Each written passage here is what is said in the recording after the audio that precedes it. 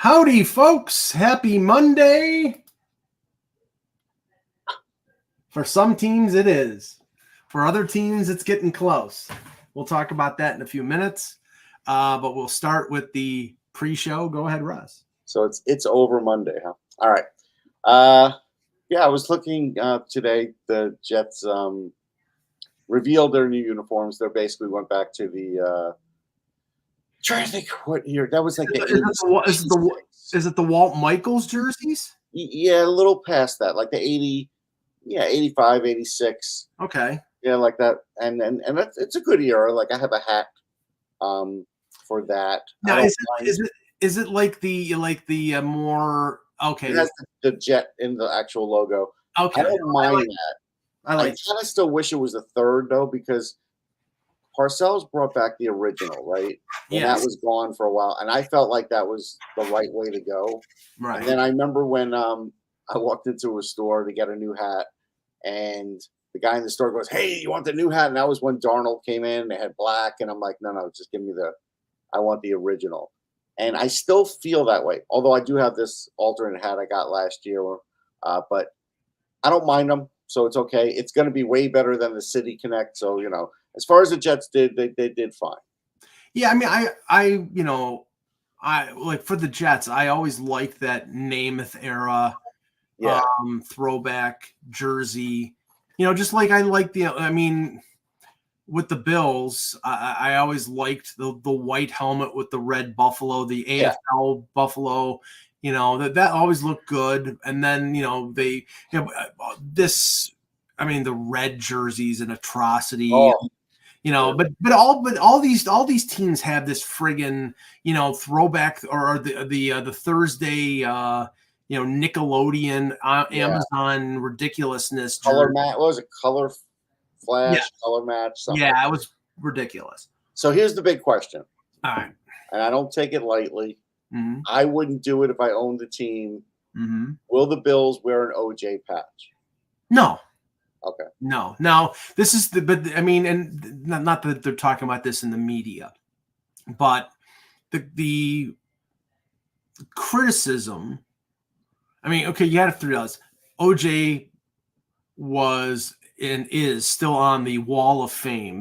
Like Kelly and like all the immortals, you would say, of the team are on the facade at now Highmark Stadium. OJ, Joe DeLamielleure, all the Hall of Famers, Jack Campa, like all of them. And when he was accused and when he was acquitted, he was not taken off.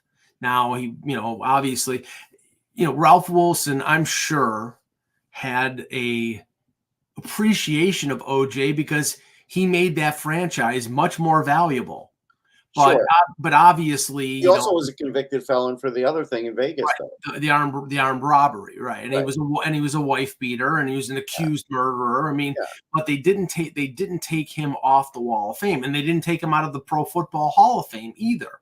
So, what the curious thing is will there be a Wall of Fame at the new stadium? I don't think there will be. Oh, so you think they'll just do away with it? What I think they'll do is I think they're going to have like Circle of Honor. Or something like that, and something inside the stadium where they have and if they do that, then it's limited in terms of its embarrassment. You know what I'm saying? They won't take them off. And I also I'd have to say that because I think it's pretty widely known, Kim Pegula, the owner of the co-owner of the Bills and the Sabres, had a extreme health event a couple years ago now. Had she continued with, I think, her sort of stance and power in the organization, probably he would have been gone. But I don't think they're going to rock the boat.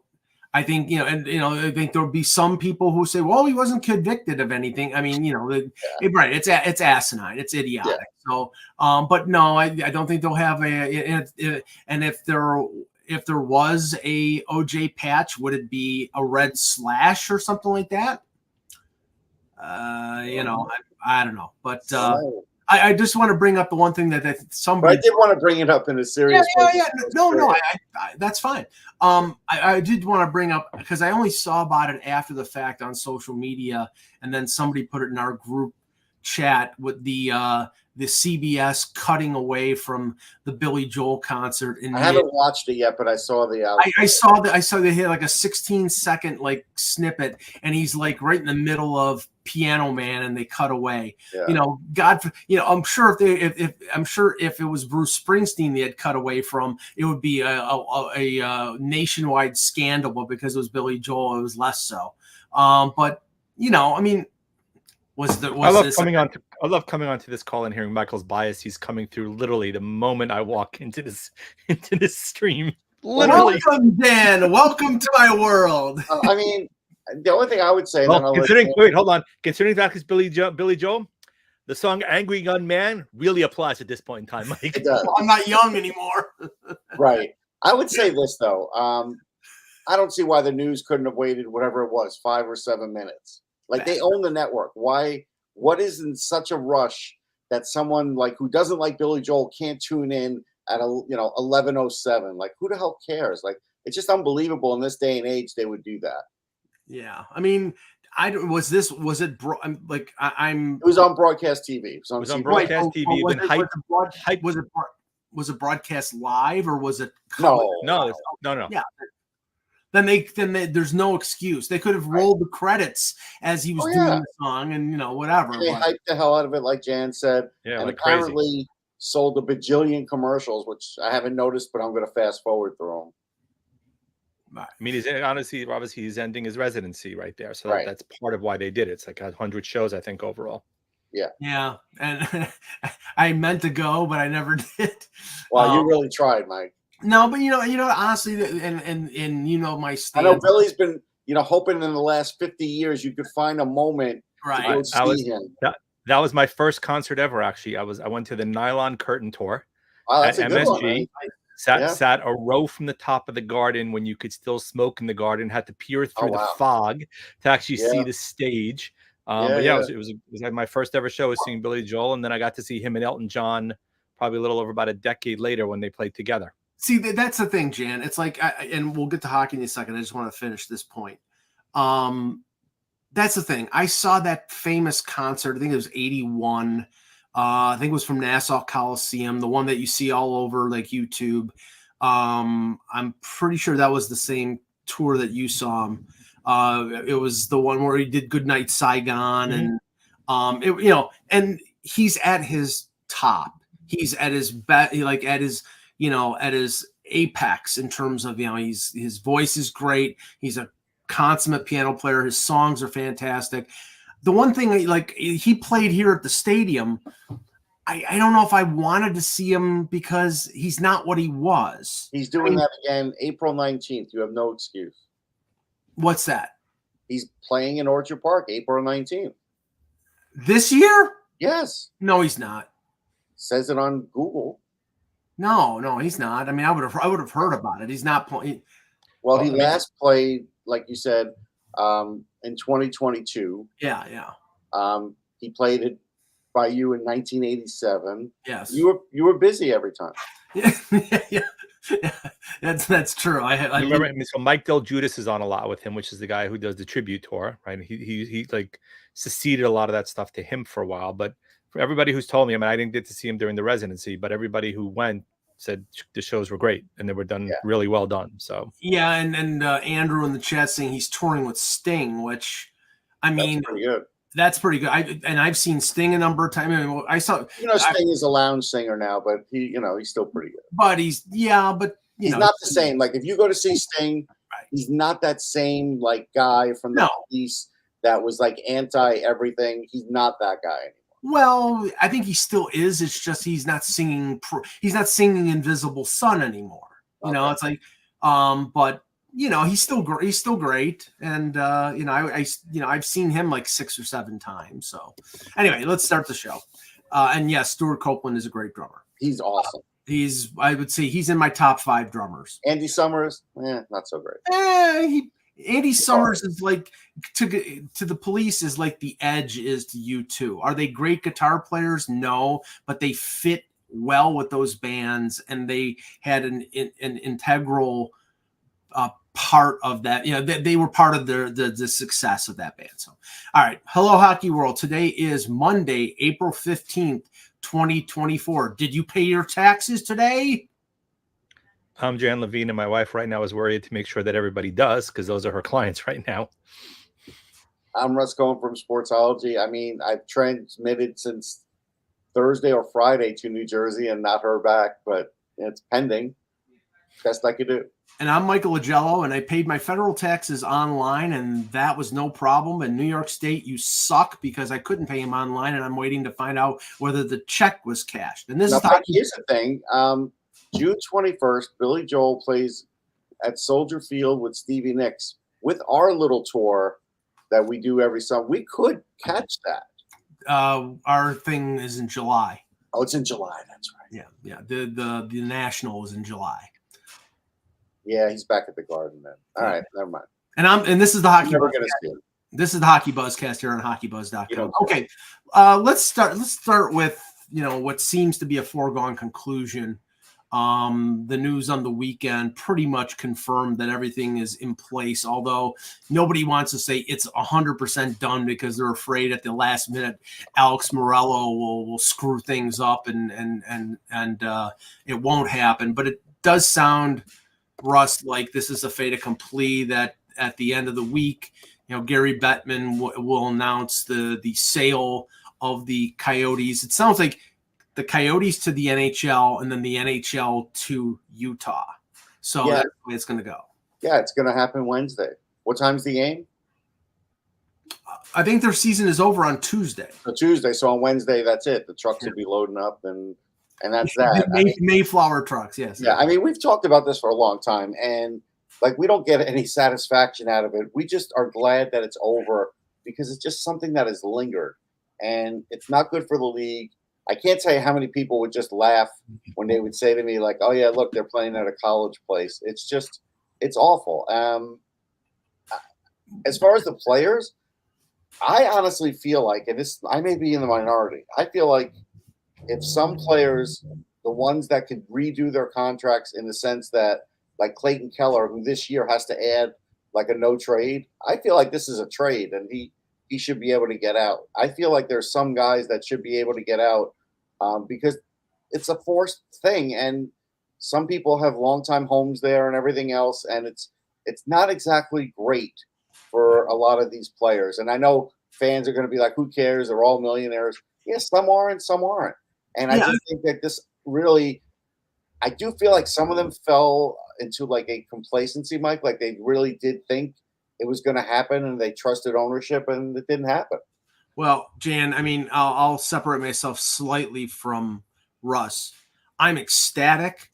I feel sorry for the fans because the fans have been screwed. But the fans have been screwed by an ownership group, a number of ownership groups over the years that really were not prepared to do the right things to make that franchise successful. The league strung this along for years. They hoped the problems would go away. They hoped, the Tempe thing would work. It didn't. And apparently, like what I heard this morning on the 32 Thoughts podcast, Elliot Friedman was laying out point by point that essentially this was over with when the Tempe vote went down. It was just a matter of time. And now it's, essentially right now, when they found out there was going to be 3 more years at Mullet for the Coyotes, that was the last straw. And now the league is getting them to go to Salt Lake City. And I think it's a good move, but I mean, obviously they still have aspirations for Arizona.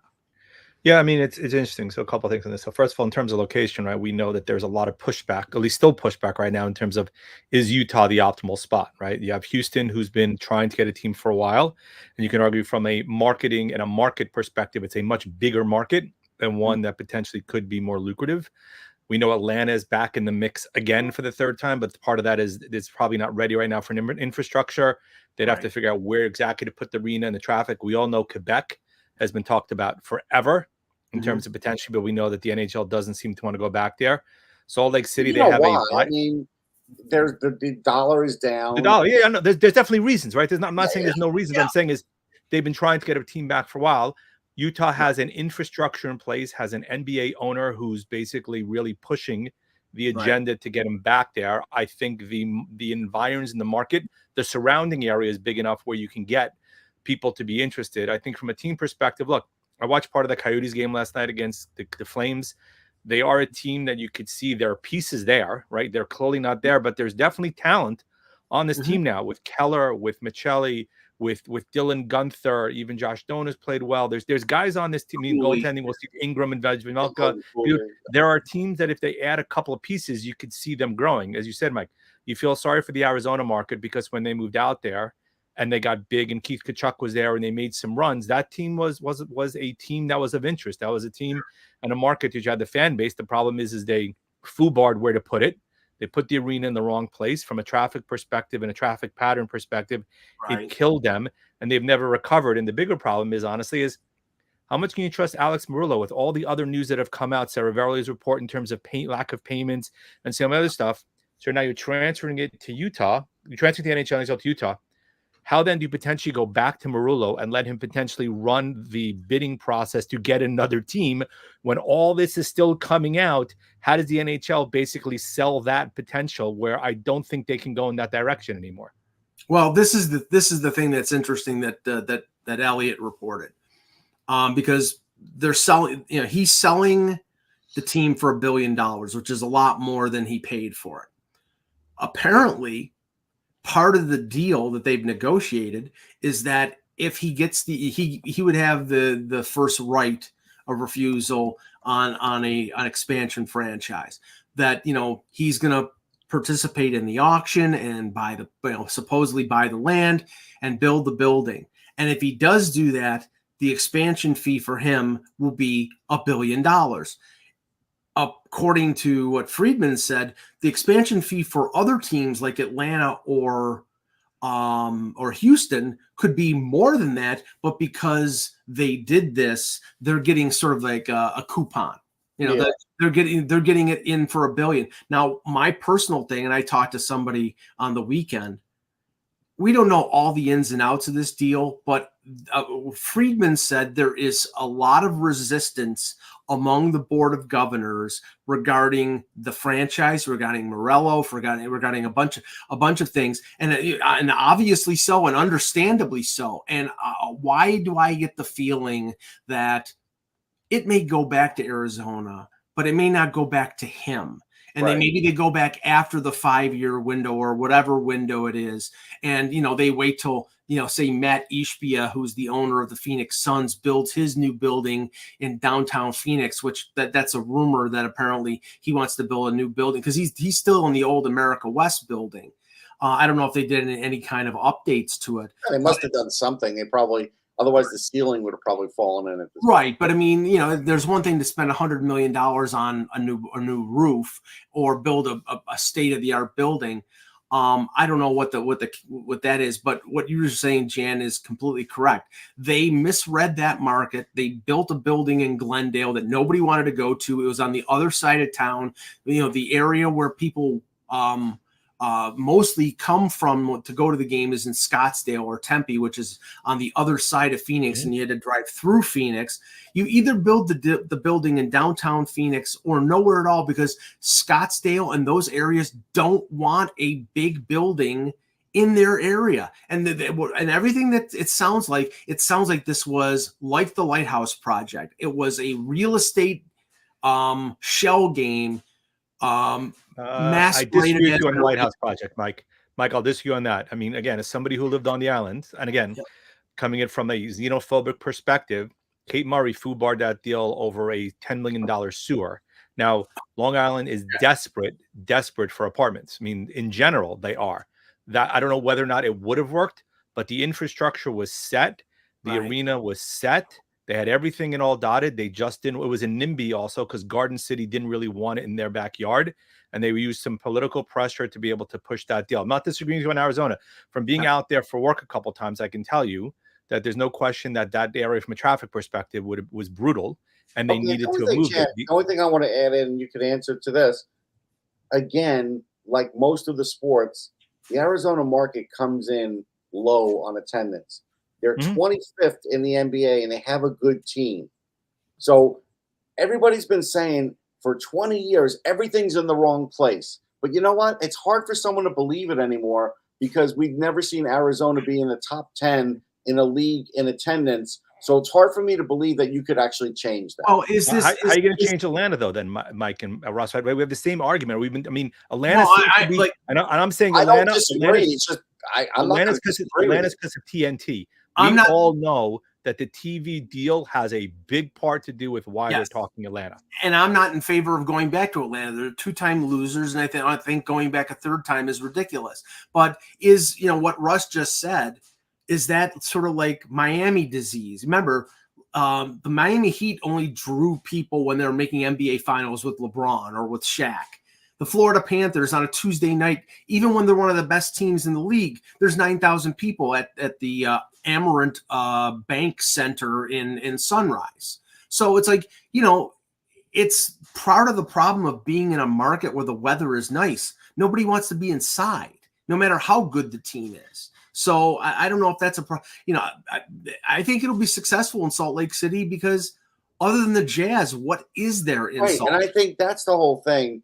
I think you need to focus more on those kinds of things. Yes. The problem is billionaires seem to get to choose where they want their teams, and that's fine, but there's always cautionary tales. Like when Seattle got moved for Oklahoma City, to me, that was a disaster. Like that was – I was in that building. It was full. The suites were full. I was in the morning at shoot-around that season, and I saw nothing wrong with that building. But, of course, the billionaire said, I want to move them there. Okay. But at some point, I think leagues do need to really do it more tactically than they've been doing it. Okay. Seattle should have never moved, Mike. I'll agree with you. Seattle should have never moved. That was a great location. It was a great the community embraced that team. They had everything going for them, and they moved again. They pulled a fast one to kind of get them to move, and there's been a lot of talk to moving back, but it just hasn't happened today. I'm just responding to this. Up until last year, the attendance was way down.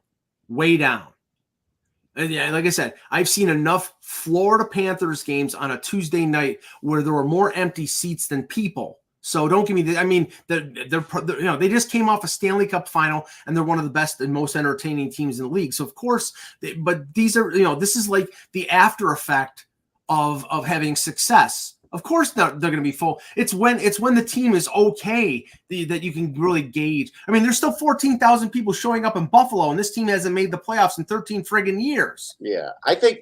I think Salt Lake will be good. I think Houston will be good, but I do think they have to consider going back to Arizona simply because they really haven't had that much success. If another city comes up and trends better, I think they're better off there. I'm skeptical see, the thing is, they want to go back to Phoenix and they want to go back to Atlanta because they're big television markets. I know, I get it. And that's I don't agree that that's the best thing, but Bettman is looking at TV ratings and dollar signs and spreading spreading the tentacles of the NHL. Okay, but let's talk about there's another team in town there that gets no press anymore, and that's the Diamondbacks. And again, are they the World Series?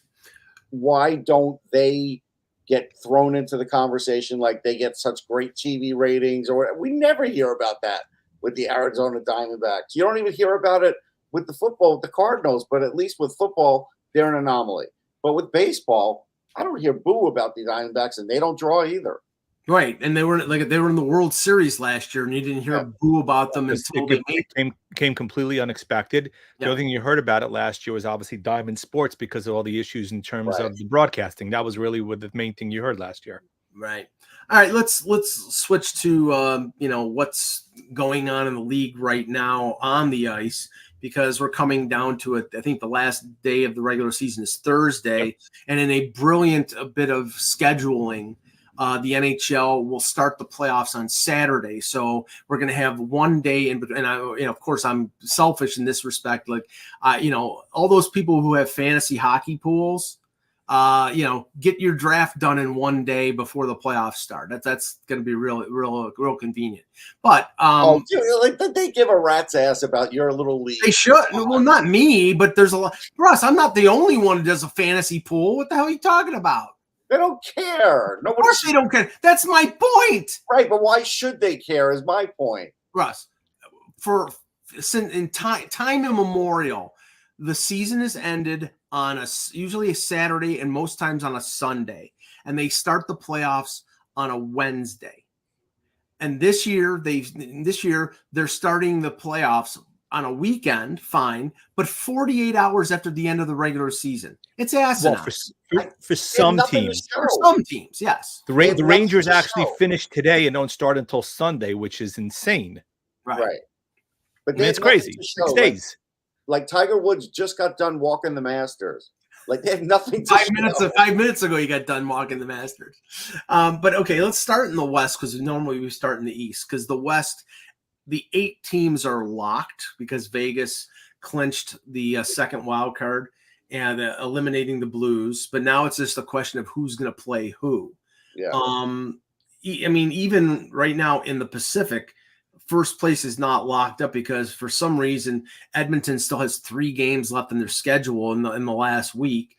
They're 5 points behind Vancouver. They have a game in hand, so more than likely Vancouver's going to win that division, but it's still mathematically possible. Sure. So right now it looks like Vancouver is going to win the Pacific.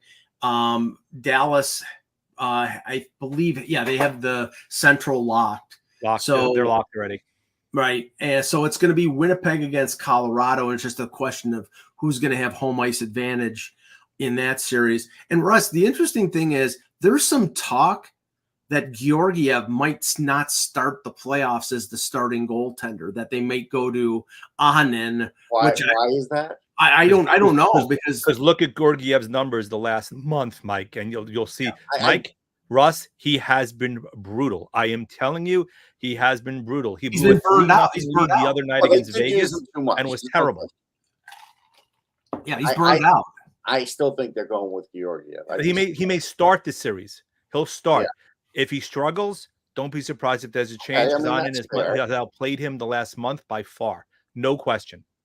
And this has to be a consideration, and we have to look at this from a league-wide perspective when it comes to the goaltenders who are playing boatloads of games. Yeah. Sorokin got burned out. Now Georgiev, who was playing, what was it, Russ? Prosvetov had 1 game in like October and November. Yeah. I mean, there's a price that you pay by doing that kind of stuff. And when you come down to it, you need that goaltender. You need Hellebuck to be at his sharpest now. I mean, they played Laurent Brossoit enough games that Hellebuck didn't get burned out. Demko, he was injured for a while. They played Casey DeSmith a lot. These goaltenders are not. I mean, like Georgiev is this version, this century's version, not century, decade's version of Hobby-Bullen because he's played 63 games. My God.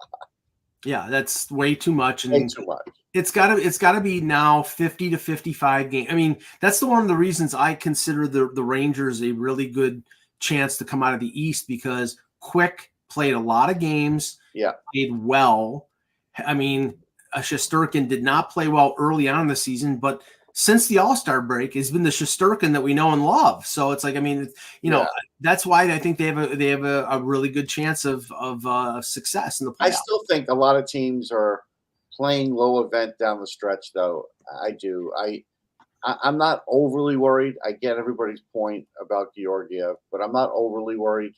But I just say there's a lot of teams that you can look at and say, yeah, they're not playing great heading into the playoffs. But again, I don't think they care. I don't think it's impossible for every team heading into the playoffs to head in hot these days. It is. The only difference I'll say, Mike, and Russ, is winning home ice in the second round means Game 7 at home in Colorado, which is, second and third periods in that arena from the altitude starts to impact teams, right? You'd much rather have that Game 7 at home than you would on the road, mainly because of that, even if you're in good shape. And look, I'm not saying they're going to make a change. I'm saying he just has not played particularly well. Look, McKinnon is a beast. I mean, Landeskog, who knows what will happen. But not having that home ice advantage could be a difference maker in a Game 7 for all we know. Sure. Yeah, I mean, obviously Winnipeg would prefer to have Game 7 in the first round at the MTS Center than in Colorado. So, there's a point separating them, so that that's going to be a battle. But Winnipeg has a game in hand, so they have the advantage right now to finishing in second place. But that series is going to be nuts. There's no clear-cut team that you can look at and say they're a world beater. They're definitely winning the cup. There's no team. No, but okay. So right now in the West, it looks like it's going to be Vancouver, Nashville in the first round, Winnipeg, Colorado in the first round. But then the ones that are up in the air right now is Edmonton could either play LA or Vegas. They're separate. Right. Vegas and LA are separated. I'm sure they're going to want to play LA if they can. Oh, of course. I mean, and that's. Yeah. I mean, honestly, if I'm the LA Kings, I throw the last two games. Right. Because you've lost to Edmonton 2 years in a row. Clearly, it's not a good matchup for you. I think they should have won 2 years ago, but they didn't. If it's Edmonton Vegas, and I think it's going to end up being Edmonton Vegas, then I think Vegas will beat them. Yeah. And then it would be whoever loses out between LA and Vegas. I mean, Dallas is rooting for Vegas to win a couple games in a row so they can play LA in the first round instead of having to play Vegas. Vegas is the 5-12 matchup in the NCAA in the college basketball tournament that always turns out the wrong way. Mike, I did blow it. But who are you starting in net, Mike? You're starting Aiden Hill in net for Vegas? I'm starting it. Unless there's an injury, I'm starting Aiden Hill. I did blow it in the pre-show because there were two things I should have mentioned. The gross, and I mean gross, spike of the baseball by Gronk. Oh God! Throwing out the first pitch for in Boston today was disgusting. I mean, he's a moron. I mean, presidents do this. It's an honor, and he throws it down. And then the second is, I got to admit, in 1980, that Rosie Ruiz story, that was the best. I mean, it was the best cheating story ever, really. Yes. Hey, taxi! Yeah. It's hard to top that one. I mean, that one made me giggle even when I was 17, and I still giggle about it now. So. Yeah, although, okay, so let's switch to the East where things are still unsettled. We've got, let's see here. We've got the Islanders, who unfortunately, I think they have a 94% chance of locking in. They're making it, Mike. Will you give it up? Yeah, it's over. It's still over. But right now, even if it's not over, it's over. Right. But right now you have Washington, Detroit, and Philadelphia at 87 points, Pittsburgh at 86 points. Washington, Detroit, and Pittsburgh all have 2 games left. Philadelphia has 1 game left. It may come down to that Washington-Philadelphia game. It could, but I'm not sure it's going to. Well, I mean, it may come down to that for Washington. I think the fact that Philly only has 1 game left is the killer. Yeah, Philly could end up pulling their goalie in overtime if it goes that way because they need the 2 points so bad that they don't want it to go to a shootout. But I don't know if it's going to get to all that. I honestly think it'll be the Islanders and Detroit because I think Detroit, if they don't win both against the Canadians, will get at least 3 points. And I think that 3 points will be a problem. I don't think the Pens are going to win out. Could they? Sure. But I don't think they're going to win out. And so that's why I think it's those 2 teams. I don't know how you guys feel. Well, the Penguins, that loss on the weekend might have been the death knell. I mean, they were, they needed to basically win out the way how far behind they were, and they were like 7-0-3 in the last 10. Yeah. So that loss may be the death knell, but I'll tell you. Go ahead, Jen. I was going to say if the Islanders, let's say, lose to the Devils tonight, which I'm not seeing it happening, but if Islanders Pittsburgh means something, that should be an interesting battle because they both could be. Not that I don't think they're battling for a spot, but let's suspend belief and let's say the Islanders lose to the Devils tonight, which could happen, and let's say the other teams win, and all of a sudden they're at 89, Pittsburgh's at 88. They need to win. You have Pittsburgh Islanders battling where whoever wins maybe gets in as a wild card, or gets a Where 3 is seed that and the game? other one goes home. Jan, where That is could be that very game? Huh? Where is that game? I think it's on the island, if I remember correctly. Let me tell you, it's on the islands. Wednesday night on the island. Well, that favors them. I don't think it'll get to that, but it would be interesting, no doubt. I mean, they play the Predators tonight, Pittsburgh. That's a tough matchup for Pittsburgh against Nashville. It is. Yeah, I mean, they'll be lucky to grind a point out of that one. Yeah, I mean, the interesting thing here is, and just to looking at the schedule, you know, if a team does have it locked up, are they going to, like, say the Islanders lock up the playoff spot? You know, will they then like rest players? Will they? Absolutely. You know, if it's Wednesday night, Mike, and they're starting on Saturday, of course you rest players, right? You have to worry about your self-preservation. I mean, look, the bigger matchup tonight in terms of games, right, is Boston is playing the Capitals, right? Boston has still a very outside shot, depending on what happens, and I doubt it, they could still win the East overall. Unlikely, given the fact that Carolina is ahead of them. But if they win the next 2 games and Carolina loses, so Boston does still have something to play for tonight, right? So they're not just going to be going through the motions. They'll play everybody, and if it becomes a one-way game, they'll start taking guys out of rotation. Mm-hmm. Well, the interesting thing here in the overall perspective, say for example, tonight, Washington beats Boston in regulation. Then all of a sudden, Boston is sweating it out for top spot in the Atlantic because they're only a point ahead of Florida. Florida has the tiebreaker in terms of regulation and overtime victories. Florida plays Toronto on Tuesday, and Boston plays Ottawa on Tuesday. But it's second of back-to-back, and you know Ottawa's playing fast and loose. You know it's conceivable that they could win. But even if Boston gets 1 point, if Florida wins over Toronto, then Florida will win the division.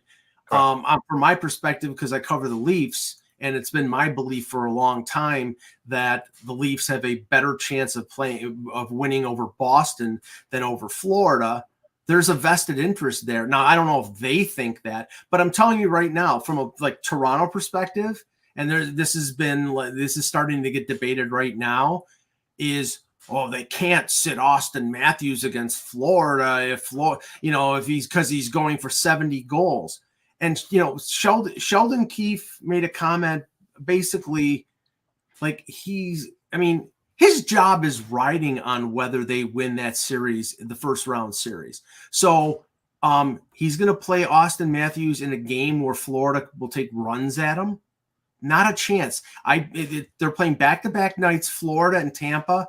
I'm resting him one game. I'm resting him against Florida. I'll play him against Tampa. Tampa's got nothing to play for. He can score goal number 70 in that game. But when Kachuk and Lomborg and Cousins and those guys are going to be taking runs at my best players, I'm calling half the Marlies if I could. Yeah, you got to do what you can with that. Right. And that, you have to think on how many call-ups the Leafs has had, because you only get those 4 call-ups for the, Right. I think they've only used 1 or 2.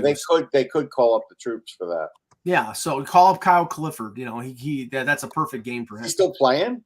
Yeah, he's playing with the Marlies. He's playing. Okay. Yeah. So, I mean, like Wade Redden's going to keep going. Every time I think of Wade Redden, I think of the fact that he made more money after he got sent down. I told you he was nice to players. Hartford. He was nice to players, though. They all said. I suppose he was great to players. He took them out to dinner. Like he was good about that, and that's nice. That was nice. Yes. Yeah, it was. Yeah, Tony Soprano says send in Ryan Reeves. If they had 20 Ryan Reeveses, that's who I would play against Florida. But unfortunately, they only have 1. So, okay, let's just. And Wayne Simmons just retired with the Flyers, so you can't use him. So, Russ, let's talk about the Flyers for a second. Because if they do get eliminated, and I've said ad nauseum that the worst case scenario for the Flyers would be to barely miss. Yeah, we called it the doomsday scenario. We did. Right. So, okay, if they barely miss, how in the love of God can you sell that as a positive outcome. I don't buy this bullshit about, the young players got experience. They got to take, no. It's mixed. I mean, it's positive in the sense that, sure, they went far this year, but it's not positive that they didn't use as many young players as they could, and especially down the stretch. And I agree with you on that. And again, I think it's a big deal. We talked about it on Off the Post, and we got into a little bit of a debate. And yeah, I'm still like next year, as an example, even if the Flyers make the playoffs this year, if John Tortorella went up to me and I was the GM, it would be like, okay, John, next year we're going to have to play more young players. If you get to the playoffs, that's great. But you're going to have to rely on fewer vets next year because we're continuing to push with the rebuild, which they didn't push hard enough with this year. And of course, Jan, I used the Rangers as an example, and they were doing it until they got Fox and Panarin, which was a lucky break for them. But otherwise, they'd still be on that path. Yeah, that accelerate, especially the Panarin signing, completely excited. I mean, I don't think they necessarily knew what they had with Fox when they signed him. I mean, I think we thought he'd be a solid defenseman. I don't think any of us thought he'd be a perennial Norris Trophy candidate or the type of defenseman he's morphed into. Yeah. Panarin, you knew was a game breaker, and him signing clearly signaled a material change in terms of the direction the organization took. And then obviously Shesterkin coming over also helped that as well, right? So you had three pieces come on board that you may not have counted on originally that took that acceleration. Now with the Flyers, till Mixtoff comes over, I'm not sure who's accelerating that rebuild, right? And you have a lot of nice young. I mean, Forster has showed some sign this year. Cam York had some gains this year. He's not a prospect anymore. But again, what prospects are? I mean, you had Gauthier, but Gautier's not there anymore. Obviously, you should trade him. Jamie Drysdale, the jury's very out on him because he's been injured so much. You don't know what he is. Yeah, and see, that was my point. And we had Jackie Spiegel on the show, and I sort of pushed back on this. If you say you're going to rebuild, part of the rebuild is, and I'm using the prototypical definition of a rebuild being like what Montreal did, what Toronto did, what Buffalo did, what Edmonton did, is not tank, but okay, if you're saying rebuild, you got to get a top 5 pick. You got to be bad for a year. You got a top 10 at least. I mean, exactly. And if it's a good draft, top 10, but you got to be in the top 5. I mean, okay, the Leafs sucked for a number of years, but in that 18 months that they tanked, they got to 4th overall with Marner, almost got McDavid, and then the next year they won the lottery and got Matthews. They had Nylander, 8th overall a couple years before. So they get their 3 of their core group players in the span of 3 drafts. It's what you need in this league. I have breaking news, by the way. This comes from Robin Leonov, who does the Locked On Coyotes broadcast.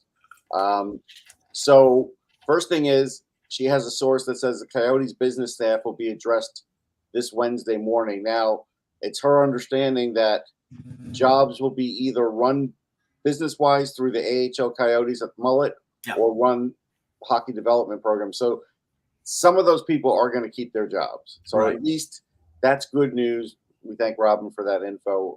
That's cool because, they still have a team and, Well, the one thing that was curious that Elliot broke on the podcast this morning, that and he said that Morel was not making big money on this, but the gambling license in Arizona that Morello has is contingent on him owning a professional team. So that's where the Roadrunners come in. Exactly. If he didn't have the Roadrunners move to Mullet or have the And look, it's not going to be the whole, obviously, it's a much smaller organization for the Roadrunners, but at least some people will get to keep their jobs, not everybody. Right. Yeah. I mean, the upheaval when it comes to the players with that team, I mean, obviously, I would not be surprised, even though, what Jan was saying was right, that, there's a young group there that, the Smith, the new owner, is probably he's going to spend a lot of money. They have draft picks to trade to make that team better, all these things. But there are probably going to be some players, maybe like Clayton Keller, who say, I don't want to go to Salt Lake, trade my ass. I think there's going to be a few. I do. Yeah. Yeah, I think there will be a few, which is upsetting because I think they're not that far away from having a pretty darn solid team, given what they have in their pipeline. It's just, and if Keller goes, that takes a massive component away from them. But here's the problem, Jan. I mean, again, and we know it was Keller's father that said everything, but I still have a feeling that son probably doesn't fall too far away from those feelings. The issue is so many of those players wanted to play for Arizona to live in Arizona. So they hung around and they put up with all those conditions and everything else. And now that that's all gone away, I guarantee you a lot of them are going to go to their agents and say, try and get me out. The difference will be whether or not Smith and those guys sell them on the vision of what could be in Salt Lake City. Now, again, that's going to be an uphill battle for them, especially if location matters, which it does. They're going to start off in a lesser arena again. So it is going to be a hard sell at the beginning. Yep. Yeah. So, I mean, going back, Philadelphia, I mean, if they fall short, there's going to be a situation there. I mean, I like I said, I mean, and I'm rehashing things here, but at the beginning of the year, if you said rebuild, then John Tortorella was not your coach, because John Tortorella is going to try to win. And, and do everything that entails winning, meaning playing the more experienced players. You needed to play the young guys. You needed to find out how good they were. And you find out in these key situations. But again, we know how John works it. He's going to put in as many guys as he feels are just safe. Even if they're not giving him any upside offensively, he doesn't care. I mean, that's a problem. Look at what Chicago did. I mean, Chicago, they obviously paid Bedard because Bedard was ready. They played Korchinski. They just signed Nazar. They put him right in the lineup. Yep. They're playing their kids. They're going to make, let them make their mistakes. Yep. Now they're going to get a top draft pick again. They'll probably, draft in the top 3 or 4 this year. If they win the lottery again, I think they're guaranteed top 2. Top 3 or something. Yeah, top 2. Top 3. I think it's top 3 are guaranteed. Yeah. Yeah, so they're gonna get a Celebrini or an Iserman or something. Iserman's not going to go that high anymore. Oh, he slipped. He's slipping to about 8, 9. He could slip out of the top 10, but I don't foresee that yet. But it's possible. But there's other guys. There's Lev Shunov, the big defenseman. There's other guys that after the first pick, there's going to be lots of discussion. Yeah. And somebody in the chat said Gavin Brindley signed with the. He did. He's playing tomorrow. Oh, that's good, because we were hearing that maybe it wasn't going to happen, and I said, don't let John Davidson talk to him. Let Adam Fantilli talk to him, because John Davidson could be a little gruff and not exactly inviting for young players. And Fantilli's his best friend. Like, that's his best friend on earth. Okay. So yeah. So now just to finish this off, because the Sabres are playing their final game of the regular season tonight against Tampa Bay. There will be player interviews and everything, and then GM Kevin Adams and Don Granato will talk on Friday. And the first question to be asked to Kevin Adams is, what's going to happen with your coach? And if I had to guess, I think Kevin Adams will say, he'll probably try to put it off until later on and say, well, we're going to have meetings with the team and blah, blah, blah. That's what he's going to do. Yes. But I do think that if he makes any kind of indication, it'll be that Granato is going to be back. Now he'll, if he says it's up to ownership, then all of a sudden everybody will say, well, he's done. Not because I don't think Terry Bagula, wants to fire him, but if he passes if he comes off the question, then I think there's, then they might be up in the air, and then it's sort of out of Adams's hand, and it's up to Bagula whether he wants to eat 2 years of Granato's contract. But that's I don't know, Russ. I mean, I there are 2 things that I think are going to be asked. One is Granato, and the other one, last year at the end of season availability, it was is it playoffs or bust? And the organization pushed back on that and said, what does bust mean? Well, bust means that if you don't make the playoffs, you're fired. That's what it means. Right, and exactly. And after getting worse this year, if they win tonight, I think they would be 7 points behind what they were last year. And this is a year where 89 points is probably going to make the playoffs. Last year was 92. If they would have put up the amount of points that they had last year, they'd be in the playoffs. Right, but again, I go back to my first year covering the Rangers, which was, I want to say there were 11 years at that point out of the playoffs, and James Dolan said, listen, if we don't make the playoffs, I'll give everybody a discount on their season tickets, and he did. And the Sabres aren't even offering that. So as a Sabres fan, how do I believe that we can make the playoffs next year as a team when, again, it's the same old story? Now, you could tell me, hey, the goaltending's almost there, but fans are going to start to get skeptical. And Buffalo's hardcore, it's a hardcore fan base, but I'm sure they're getting a bit skeptical now. Well, Jan, I don't think negativity is the issue or anger is the issue in Buffalo. I think it's starting to be apathy. It's starting to be, okay, 13 years, like been there, done that. It's like, you show me you can win, I'll come back and buy. They were dumping tickets. There was one rumor that they purposely dumped tickets to Leaf fans in that last game at the end of March as a means of protest. And that's why it was like 85, 90% Leaf fans. I don't know if that's true or not. That was just a rumor out there. But, I think unless they make some sort of change, and it may not be coach, it might be a big trade, that this market's going to get apathetic toward this team. Well, I think you said it already, right? They, to a certain extent, there was raised expectations coming into the year. Part of that obviously was the presence of Devin Levy and whether or not Levy would be that number one goalie when he struggled. I think that took a lot of wind out of the sails of the organization and the team, which was unexpected. Tage Thompson clearly didn't have the kind of year that you expected again, which also had a material impact on them because they were basing it based upon what you saw last year. And so that's two massive components. Owen Power had a good year, but clearly not the effectiveness that he had last year also. So that's three major components, all three of which had down years, which put a pall in terms of the organization. And then obviously there's a lack of confidence to a certain extent from the fan base and the coaching staff. When you factor that in, you're going to be apathetic if you haven't made the playoffs in that many years in a row. It's hard not to. I mean, the Rangers fans did the same thing. I mean, how many years, Russ? Was it 11, 12 years in a row they missed the playoffs? And the fan base started to get a bit total. I think it was 11 when I had mentioned the Dolan thing. I think that's what it was. I think you're right. Right. Well, so until they made that magical run when Jágr joined them and had that magical season, right? There was people up in arms because they were horrible. I mean, granted, Dolan was throwing good money after bad. Season for 1 minute, because what drove me crazy about that season was the Rangers literally had to win something like 20 out of 23 games to make the playoffs and finish out that season. And Tom Rennie's like, we could do it. But it's like, yeah, you could do it because you had one of the best players in the league with Jágr. The next season, they said the same thing with Rennie, and it wasn't as successful.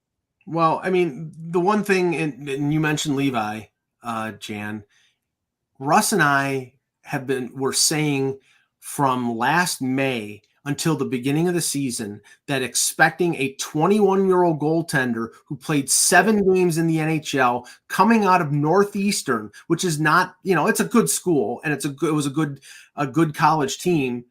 He didn't play in the Olympics. He played in the World Junior. He was basically a neophyte, and they expected him after 7 games to come in and be the starting goaltender. They played in the first 4 games. He lost 3, and they really didn't go to Luukkonen until January.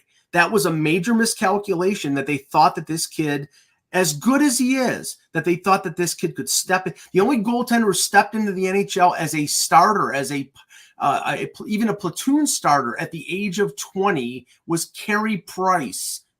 That's, you just can't do that. You can't expect, and I understood that the fact that Luukkonen was inconsistent last year, so maybe you couldn't depend on that. That's why a lot of people were advocating them going for a veteran goaltender, and they didn't do it. So their own demise was because of the decisions. Well, they never spent money on the veteran goalies. Like they had Anderson cheap. They never were willing to spend money on that. And I don't know why. I don't know what happened, who burned them, that they decided that Robin Leonard burned them. Right. They traded for him, and then they paid him, and he never panned out for them. So, all right, good show, guys. We'll be back on Wednesday with another edition of the Hockey Buzzcast. For Jan Levine, for Russ Cohen, I'm Michael Agello. Thanks for watching, and remember, without the buzz, there's no hockey.